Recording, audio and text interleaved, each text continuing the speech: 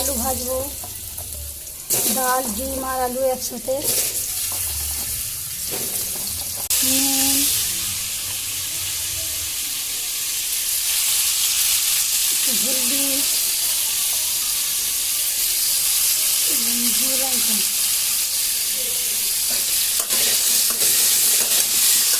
লাল হয়ে যাবে, ভালো লাগিয়ে আলুটা লাল হয়ে গেল। এবার লালটা হয়ে গেলে আমরা এবার লাগিয়ে নেবো আলুটা দেবো।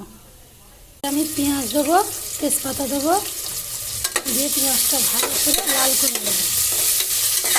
আদা দেবো, আদার উপরে একটু হলুদ দেবো, লঙ্কা দেবো, দিলাম দিয়ে এবার এটা কষে